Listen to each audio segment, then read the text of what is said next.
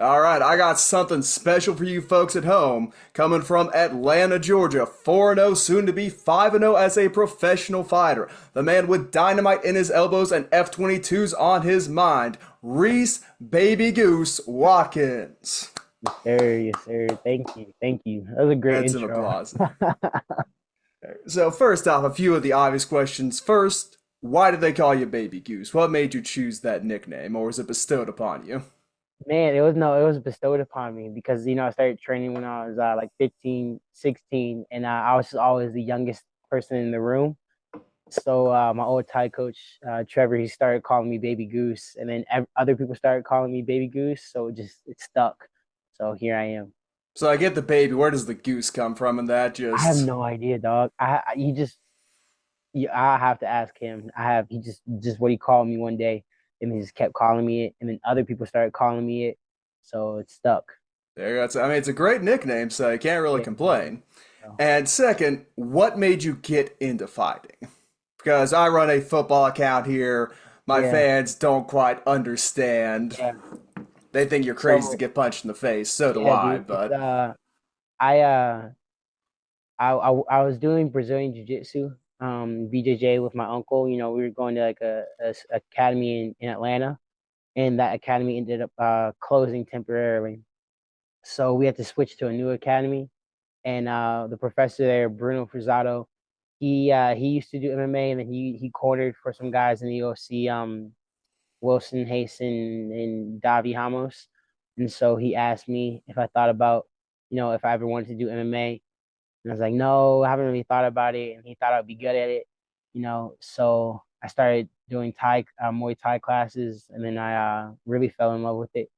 And yeah, from there, it's just kind of not went downhill, but just started spiraling from mhm. kickboxing, Muay Thai to MMA. Yeah. And what got you into BJJ first off? Was it just something you and your uncle did to stay in shape so you could fight people if you needed to, or what? Yeah. I always played sports, and I just wasn't playing a sport at the time because I played football for a couple years and stopped. I played soccer for a couple years and stopped. And then I was doing like CrossFit or something. I was doing CrossFit Oh like no. 14, right? I was competing in that, man. So I was going to the gym with my parents at like 6 a.m. to do CrossFit. And then my uncle was like, yo, you should get into this. And I always wanted to do martial arts. So I just started going, and yeah, I just fell in love with it. There you go. Now, getting to your last fight, fought Josh Mercado. Both you guys were 3-0 going into it. And Mhm. the clips you posted on TikTok in the actual fight, you get him down after he misses a takedown on you, and you just wail on him for 10, 15 seconds. And he gets back up, but he's out of it. His arms are up, and you finish it with a flying knee right to his chin. So when you Mhm. threw that knee, my question is, was it just, oh, this is the quickest, most effective way to end the fight, or did the thought of style points run through your head at all there? I mean, I've been drilling flying knees for like 2, 3 camps because I've been prepping to fight wrestlers, Southpaw wrestlers for like 10 months now, just back to back to back. So I've been drilling that knee for a minute, and then I have put a lot of emphasis on it the last 3 weeks before that fight because I just figured it would be there, and it's a good technique, but also it looks cool as hell. So I was Oh, like, yeah. and I remember like I was warming up in the back doing it, and he was starting to like duck into the punches, and he was shelling up, and I just realized I had the perfect opportunity. He was on the cage, he wasn't really moving, his hands are up. I was having a little trouble not getting through the guard, but I didn't want to like punch myself out, And Yeah. the ref had said like 2 or 3 times, fight back. So if a ref says fight back, they're close to stopping it. That's their last warning to you to show some movement, show some intelligent defense before they stop the fight. So he had said it like 2, 3 times. I'm like, okay, he's about to stop it. So I was like, fuck it. So I just sent it, and Here's one yeah, for the fucking road. yeah, dude. So I had to style them a little bit. So thankfully, there are no fines for styling like the NFL. So yeah, I had to do it to him. Thankfully, the NFL is getting away from the fines for celebrating a little bit. Yeah. I'll talk about the NFL with you later on. I've got some things I'd like to hear you say about the Falcons. Oh But boy. after the fight, you had some words for your next opponent, and those words were mostly "fuck." What inspired that? Because originally you were scheduled to fight this guy Brewington Hmm. last year. I want to say, whatever reason that fight didn't Hmm. happen, Yeah. and A little bit of War Goose activated at the end of that fight there. Yeah, dude. He so I was scheduled to fight him like you said, and then he pulled out with a concussion, Mm. he was just fat, but whatever. Pulled out with a concussion. And then that fight, he was coming into the locker room, trying to start fights with me and all this shit. And he been yapping. Like, you think I can go off on social media? Nah, bro. Bro's like a certified yappuccino, just yapping, yapping. I'm not reading all that. I'm not listening to all that. Just going off, bro. Talking, talking, talking, talking on social media and all that.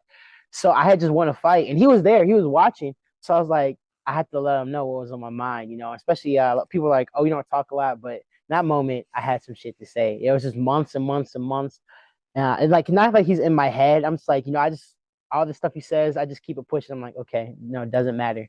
But, I'm like, you know what? This is my moment, so I earned it. So I had to let him know it was good. Cut a promo a little bit, get some more eyes on. Yeah. I mean, he's not in your head; he's a Yeah. gnat buzzing around your head, just Yeah, annoying. no, for real. It's like a gnat. So gotta go Speaking of handle him being a little fat, every time you go it. into the final week leading up to the fight, it's always this is the worst part of being a professional fighter, the weight Yeah. cut.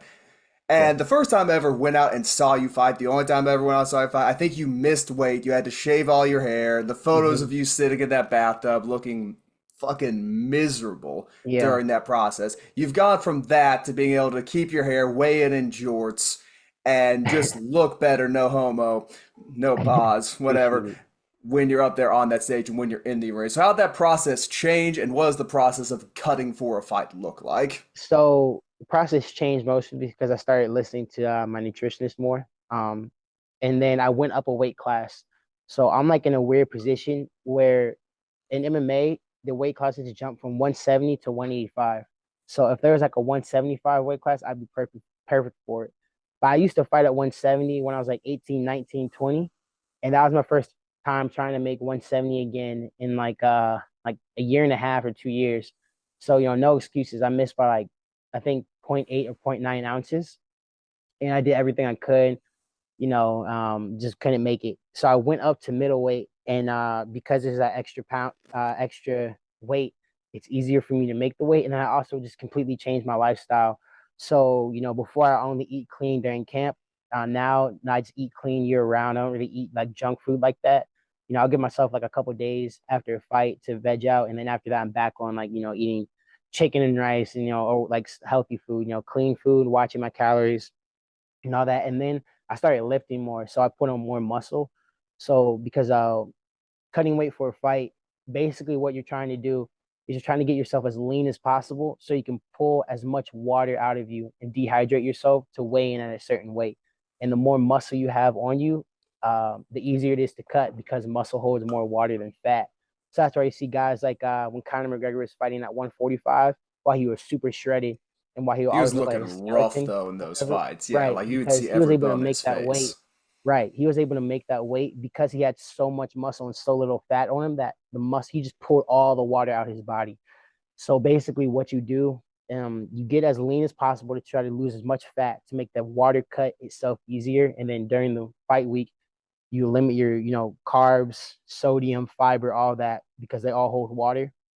And then yeah, the actual process of water cutting, you sweat it out. So sauna suit, hot bath, sauna, whatever, you just pull the water out and then you go weigh in. Gotcha. Sounds very unpleasant. And how long does that generally Yeah. take to get? Well, what do you walk Um, around as? And what you get yeah. down to 185? Would you go like from 195, 200, somewhere in that range? What? So like on a high end, like super high end, I walk at like 214. Now I'm walking at like 210. Um, and then during camp, when I'm training like peak physical condition, I'll get down like 202, 200. And then when fight week starts, you change your diet up again. So you're eating like 1,000 calories or something a day. And the big thing is cut your carbs, cut your sodium, cut your fiber. So for me, I'll go into fight week at like 200, 197, and then you water load, which involves drinking gallons of water each day to trick your body into thinking you have more water in you. So on top of water loading, on top of the very limited caloric intake, I'll go from 197 to like 191, 193 in the process of like 4 days. And then when I start the water cut, start to pull the water out of my system, I'll be like 191 and I'll cut down to 185. Yeah. Sounds miserable. Yeah. So it's immeasurable. It used to be way worse. I used to cut from like 190 to 170. So I may go back to cutting to 170 in the future. I just have to see. I have to talk to my nutritionist and see what's in the cards and see if it's worth it because it takes a piece of your soul doing it. I So know it becomes more necessary once you move up into the higher levels of yeah, MMA. yeah, Obviously, you're not hmm at a low level now by any means. You're fighting professionally, but once you get yeah, to the levels directly yeah, under in the the big leagues. Yeah. UFC, you get hmm what, the 6'4" guys fighting at 185 who Yeah, look yeah, yeah. It's skeletal. weird. It's weird because again, like 185 to 170, there's that 15-pound weight gap, and then to 185 to light heavyweight, there's another 15 pounds. It's 205, or is that 20 pounds? Whatever. But it's so you have guys. 185 is weird because you have like three types of people. You have guys who used to make 170, like I used to make 170, but realize it's probably not the best for them, so they go up. Then you have actual 185ers, who that's their natural weight class, who that's they cut like 10, 12 pounds of water, and that's where they fight at. Then you have guys who can fight at light heavyweight, like Alex Pereira, if you guys now know him. Who's big at light heavyweight. He's a good sized light heavyweight, but by some ritual, I don't know if he's sacrificing chickens in the back. I don't know what he does, but he somehow is able to make um 185. So I mean, yeah, and he's walking around at 230-ish, I yeah, think. dude, he's a big dude. He's a big boy. So To be fair, he keeps talking about moving up, so let yeah, I him. think if there's anyone, I know one championship had a guy capture three belts. He captured an 85, 205, and heavyweight title. But if anyone is gonna do it in the UFC, I think it'll be him. I So mean, heavyweight's kind of in a weird spot right now as is, so I don't think they're trying to rush guy up there and give him a title yeah, shot. But yeah, yeah. you saw the tweet, I think. But if DC really wanted to, I think he conceivably could have held three Oh at yeah, once DC because you could have. know DC, what he looked like as an Olympic wrestler. yeah, he I think that was the whole thing. Like he missed weight at the Olympics, but DC could have, and that just goes to show how good he was because DC was what DC's like 5'10", and he won the heavyweight title. So like when guys are like, "Why don't you fight your natural weight class?" DC did it. I'm like, DC is an Olympic caliber wrestler. That is one of the best MMA wrestlers of all time. Like DC is, he's about to be in the Hall of Fame. Like he's on the Mount Rushmore. The only person that beat him is John Jones, and Yeah, John Jones is John Jones. yeah. So So if people are like, not for oh, John Jones, he might be the right. greatest UFC fighter Right. So ever. people are like, oh, DC did it. I'm like, dude, that's so crazy because DC is such a high. Like comparing me to DC, like I'm not there yet, dog. So I mean, it's high praise. I've also seen the photos of you standing next to Sean Strickland, and he's yeah, taller than you, but your legs are just so much bigger yeah, than dude, it's his. all on my legs, bro. It's all on my thighs, my ass, Hey, guys you're don't on show. Thick Men Inc. We All on support that around here. Pause. Yeah, yeah, yeah, We support the whip.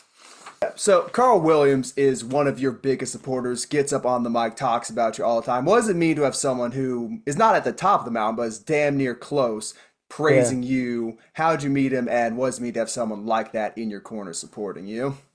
Dude, it means the world. When I saw that clip of him at the media day talking about me, it was one of the coolest things that ever happened to me. I like sent to my parents. I was like, look at this, look at this. I was like a little kid. And then I met him. He trains at a ATT Team Lima where I'm at now because he was driving down from like South Carolina and staying here like a week to train all week and then going back home to his family. And then he started training out of Extreme Couture and he still works with some of the coaches here. So when I was going out to Vegas, I'll be in Vegas at the same time with him, and he would just he kind of like just like a big brother, basically, like took me under his wing, introduced me to a lot of people, took me like to the PI and all that. So he just wherever he was going, he would take me. So he's Carl's done so much for me. He's always been a huge supporter. So it's a great feeling. Oh yeah. And that goes to my next question. How do you go from a fighter based out of Atlanta to training as much as you do in Las Vegas? Yeah, I forgot if it was Carl or if it was Cody Durden that put me in contact with Chris Curtis. I forgot which one of them it was, but I just sent him a message and I was like, "Yo, dude, I'm also short and I also fight at middleweight, and because Chris is 5'10" or 5'11", like I'm bigger than him, and he's ranked UFC middleweight, and he's super good. So I was like, yo, if I could have the chance to learn from you, it would be great to see what you do. He's like, yeah, bro, just come pull up. And yeah, training out there has been great. Everyone's been super nice. Coach Eric, Coach Danny, Coach Nate, they've all been just super welcoming. They all, worked with Coach Danny a lot before my fight. And he helped me really like change my style kind of and incorporate some new things. And then Coach Eric sent me a message after my fight, and it's just really cool having that ability to go out there and train. There you go. And do you think training with those guys, obviously it helps out, but is it going to be a big factor in you making that next jump up a level after your next fight, presumably? Oh yeah, for sure. I mean, Coach Eric won Coach of the Year. I think last year, like Sean beat Israel Adesanya, and no one thought that would happen. Or you have guys like Roman Dolidze, or even guys that are like that people a lot of people don't know, but they should know, like John Poppy or Alex Polizzi or Devin Goodell. You have all these guys. Artem, shout out to Artem. Artem was a huge help for me this last camp. So you have all these guys who are super good, super high level, just out of there. So yeah, it's been game changing.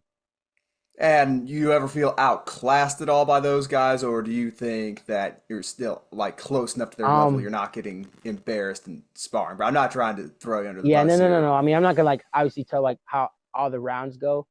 Um, but not no, not outclassed. Like I can hold my own. Sean's definitely beat my ass before, pretty bad. Or Better like or I'm worse pretty than sure how I he got a beats concussion. Nico. Yeah, I'm pretty sure I got a concussion in January from sparring Roman. Um, but I'm not like going out there and getting fucked up.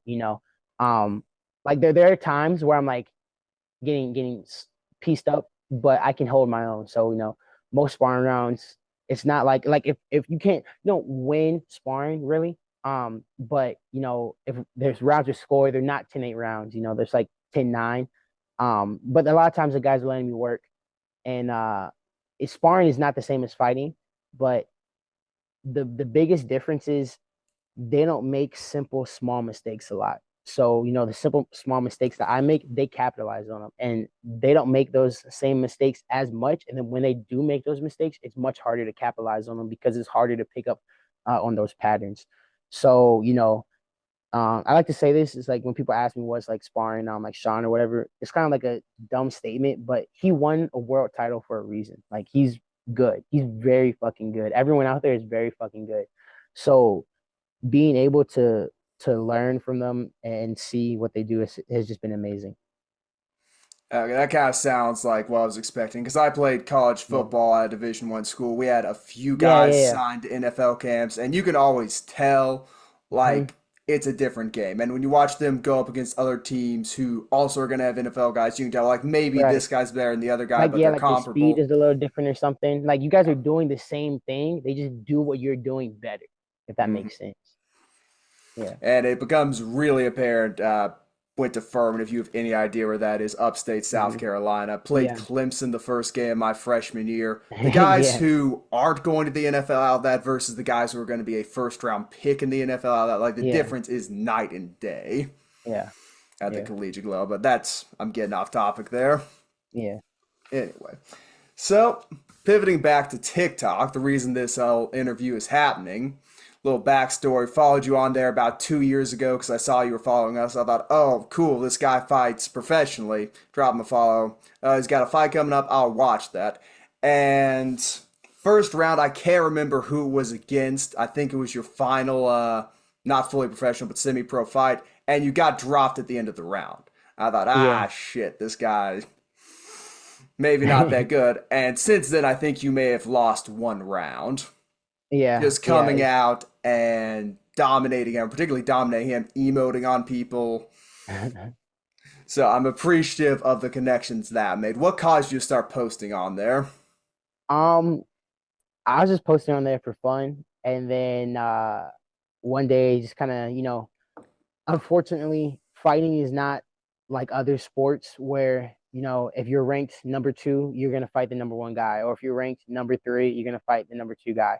A lot of fighting is about popularity sometimes. So it's popularity mixed with merit. So I'm like, yo, I've been posting on social media a lot. I kind of understand it a decent amount, and I can use this to put myself in a better position to make myself more appealing to promotion. So I definitely still do it because I enjoy it, but it's also part of it is to get my name out there, get my brand out there, so I have more people supporting me. So so hopefully like Daniel will see, oh, this guy has a lot of followers or whatever, or a lot of people want to see this guy in our show. Let's give him a chance. Let's throw him a bone. So yeah, It also helps that you have a fairly aesthetically pleasing fighting style. You don't wrestle with people. yeah, You stand yeah, yeah, up yeah, and yeah. So force people like feed to them see it. elbows. Yeah. So yeah, it does help. I don't wrestle a lot in my fights. So, and people like to see guys stand and bang. So that's what I do. Swinger gets swung. Hell yeah. So, since I've got to the topic of social media, and since I am interviewing a professional fighter, I'll go ahead and, hypothetically speaking, ask this question. If I was perhaps 260 pounds of pure muscle, do you think you could beat me in a street fight? Yeah, yeah, for sure. This Uh, question is so funny. Because guys be like, "Oh, I'll just see red," or "I'm so much bigger than you." And yeah, that is like mass and size is a big thing, but just how like, "Oh, there are no rules in a street fight," that applies both ways. That applies. So like, you don't have any rules, I don't have any rules. So people are like, "Oh, you're not just gonna head kick me in a fight?" Yeah, probably, and probably like kick you in the nuts or whatever. I'm just gonna just go straight at you. So yeah, all those guys ask like those Bradley Martin type questions and all that. Nah, they would get fucked up. he said that too. It was Nate Diaz was the one which just made me laugh, and then I think Devin Haney could have been some other Yeah, boxing champion though. yeah, What world do you think those guys live in? right. It's like especially I think it was Nate. He's like, bro, you're a podcaster. It's like, I think people have this tendency because like with the NFL or like NBA, everyone's kind of played football, but they know that that guy in the NFL, he probably was a D1 athlete. That means he probably played really well in high school, probably got drafted, in between, he was drafted or picked up and then he got to the NFL. So people understand how hard it is to get to the NFL or the NBA or even like the MLB, right? Because there's a clear pipeline. Everyone's fought. Everyone's been in a fight at the bathroom at high school, whatever, and there's no clear set way to get to the UFC or to get to Bellator. So people don't really understand. And it's not also something that not people played in school. There was no okay, we're in PE, we're gonna spar. That never happened. So I don't think people get the level of skill and time that MMA fighters put in. It's just as much as football players, just as much as basketball players. It's the same exact level of time and dedication. So I don't think people get that. So like, oh, well, not me, bro. I'll fucking hit you. I'm like, nah, bro. It's completely different. Really easy to go from seeing red to seeing black. Yeah, yeah, yeah. I don't know who was the white guy, the basketball player, Bradley Scalabrini or something. Scalabrini, Yeah, yeah, yeah, yeah. yeah, And he was like, ginger I'm dude. closer to yeah, he's like, I'm closer to LeBron than you are to me. That's most average, like your average MMA fighter is closer to John Jones, closer to Khabib than like the average person is to them. Yeah. So yeah. And the closest you get to that sort of thing in school is wrestling. And Yeah. funnily enough, it's not the people who've wrestled at any level who are saying, "Oh, I see red, I can take you Right, down." right, Da da da exactly, da. exactly, because they get it. By Yeah. virtue of what I did for 3 years in college, I was a bouncer, so I kind of went to boxing classes, made a deliberate Yeah. attempt to learn how to box. Not really so I could more effectively knock drunk people out, but so I could avoid getting hit in the face. I already Yeah. got enough concussions as is, I don't need any more. But Yeah. I Yeah. kind of got far enough in that to see at the top of the mountain and realize, oh God, there's such a difference between Joe Schmo on the street or Joe Schmo's trained fighting for a little bit and an Yeah. actual professional. Yeah. For real. For real. But then again, maybe if I hopped on trend for a few months, I'd have a different opinion. Maybe hop on some EPO, some Osprey, get in there. Oh man. So now we are going to circle back to a topic I love talking about, the NFL and the NFL draft. And I'm a Ooh, Minnesota boy. Vikings fan, and I greatly appreciate the Atlanta Falcons because not only did you take Kirk Cousins, a quarterback I had been dying to get rid of, certainly would not like to have paid 180 million over 4 years, but you take the eighth overall pick. You don't draft Dallas Turner. You don't draft any defensive player with my way. You don't even draft J.J. McCarthy, who is a better developmental piece. You draft Michael Penix Jr. a 24-year-old who will be at best playing in 3 years. So thank you for that first off, but how do you feel? Dude, I feel sick, man.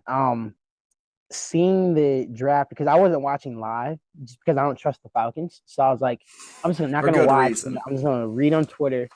And I was driving to the store and I pulled over to check and I saw that they drafted Michael Penix. And I just I couldn't understand. Because like you said, like if we're gonna draft a developmental quarterback to do the Jordan Love experiment, why are we drafting someone who's like 24?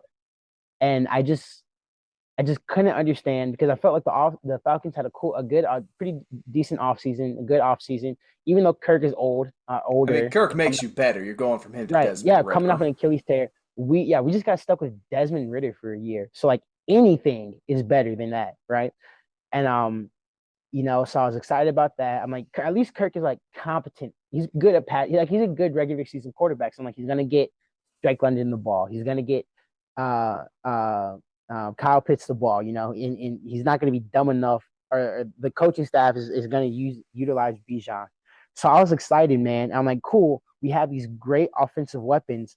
Let's pick up Dallas Turner. Hell, pick up Roma Dunze even if you want even more offensive weapons. But I'm like, we need defense. Like Falcons, it's been rough for our defensive players, and we haven't had a good rusher since like Ronald Reagan or Bill Clinton, man. So seeing them pick not just the offensive player, but a quarterback and a 24-year-old one, it was heartbreaking. It's just like we can't do anything right. So it was rage inducing, heartbreaking, gut wrenching, all of that. So. Well, I got some good and bad news off that. The bad Mhm. news is you also used your second round pick on Rook Aroro, which awesome name by him, but that's also a guy who's gonna need like 2 years. Yeah, dude. And he could be It's really good, he's just gonna need time. yeah, it's like I don't. It's like we can't make up our mind if we want to be a win now team because we went out and got Kirk, or if we want to be like, okay, we're gonna let it cook our guys because Bijan and Drake and Pitts, those are like especially Pitts and Bijan are close to like generational talent, right? And so if they keep panning out, they're not going to be cheap once they're off their rookie deal. So it's like, okay, we're paying Kirk all this money, so we must be in win now mode. And then we just go draft two developmental picks, and it's like, bro, let's win. It's rough. It's bad.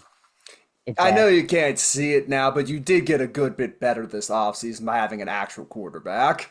Yeah, yeah. But that's what I'm saying. Like we got so much better, especially compared from like Desmond Ritter to Kirk Cousins is night and day. But Arthur just Smith not drafting being them, in the building, regardless of who you replace him with, you could replace him with me and it'd be better off. yeah, for real. So The yeah, dude you it's been drafted in the hard. third round's also a stud, by the way. Braylon Trice, that guy, Mhm, mhm. monster. Yeah, like after the second round, I feel like we did pretty good with our picks. But man, yeah, it's rough being a Falcons fan. It's also not particularly fun to be an Atlanta music fan right now because Chris Brown's just bullying Quavo for some Yeah, Chris reason. Brown bodied Quavo. I can't even lie. And Quavo's response was kind of weak as hell. So yeah, Atlanta kind of going through it right now. So Weakest Link has no business coming from an R&B singer, first off. Like, right, that is just an right. actual good rap diss. And second off, did you see that Chris Brown bought all the tickets to Quavo's Yeah, I did. concert? I did. He did the like 50 Cent and Ja Rule shit. Nah, everyone like forgets Chris Brown can like rap for real, but Quavo, Quavo, in my opinion, was never like the best. Damn, like it really was the weakest link of the Migos. Like that was a good ass title because I feel like it was Offset and Takeoff. It was either Takeoff or Offset and then Quavo. Like because Quavo, like if you need a good ass hook or a good chorus, call Quavo. But like if you want like actually rap, that's Takeoff or Offset. So yeah, it's been and then the Hawks, yeah, Trey Young and the Hawks got bounced. So it's been rough. It's I been think you rough. got a good soccer team. Yeah, our soccer team's pretty good. The Braves are pretty good, but Yeah, the Braves are just going to lose the Phillies in the divisional, though, so yeah. So at least we won one time. So mm, eh, yeah, it's been all downhill. I mean, you got Georgia football, so that's something. Go yeah, that is Dogs. true. Yeah, we do. We do have the dogs. I'm just trying to get this to 42 minutes in links so I can title it a 42-minute video exposing Baby Goose MMA for being a Three Gorgeous Damn supporter. Yeah, bro. I I'm was sorry. That not tweet's aware of the weird. type of sicko Guru was until recently. Bro, the MMA content space is just the worst. I don't because I feel like I'm pretty in with football and I'm kind of in with like basketball, like seeing like fan space. MMA is by far the worst sport. I guess because like it attracts that type of people. But oh my god, MMA fans love them because like we wouldn't none of us will have jobs or opportunities without them. But some of them are just like, holy shit, you're fucking horrible, bro. So most of them are good, but the ones, especially it sucks because always the worst ones are always the most vocal ones. So that's the ones you see the most. That's how it always is. Like, I have this theory that Eagles fans aren't really even that bad. It's just their fan base is so big, them in Dallas, Yeah, that the vocal yeah, ones, there are just so many of them, it seems like yeah, they're all terrible. yeah, Then yeah. again, So they threw batteries and snowballs at Santa, so maybe, yeah, yeah, maybe they are that bad. yeah. But, bit of lore, you dropped out of college to pursue a professional MMA career. It's working Hmm. out, but I actually have a little math problem here for you. I'll ask Oh you. Lord. The USS Abraham Lincoln departs San Diego at 8 a.m. The ship is headed due west at 30 knots. Assuming the Lincoln is carrying its standard cargo and is uninterrupted in its journey, at what point are the paddlefish avenged? The paddlefish will be avenged, and my prediction is like by 2037, the paddlefish will have their vengeance. So That's you pointing out to that's the my outfield opinion. 2037. I'm saying Yeah, 2042. I think we got a little bit longer. 2042. We'll see. We'll see, man. We'll see. So I'm saying 2037. I think. I I feel think like it's that's a my good prediction. prediction. So I'll take yeah, I the over, gotta. but I understand where it's coming Yeah, from. yeah, yeah. And finally, what's next? Obviously, you're fighting Lewis Brewington. Fuck that guy. June 21st. After Yeah. that, what are you looking to do? Um. Well, hopefully I can get a Dana White Contender Series call. But if not, I get it. So maybe go back to CFFC. There's a guy. His coach was like talking shit to me in the comment section of a post of my finish, and I was like, "Word, bro," because his coach they like turned me down before, but it's like we never turned him down. It's like, bro, I got receipts. Like, never heard back from your team, but whatever. So his coach was talking about fighting for NFC. Um, I'm like, let's go fight somewhere that'll pay us more. So he's from Florida. CFFC goes to Pensacola pretty regularly. So, if he wants to fight Clay Witt, his team, we can fight Pensacola, or I'll just see whatever my manager has, man. So that's looking like what's it. There you go. Glad to hear Yeah. it. On that note, Baby Goose MMA, Instagram, TikTok, Twitter. Go watch his next fight. Throw the poster up on the screen now. Thank you again for being on here. Yep. Tremendously appreciated. Of And course, we'll man. see Thank you you for folks having later. me.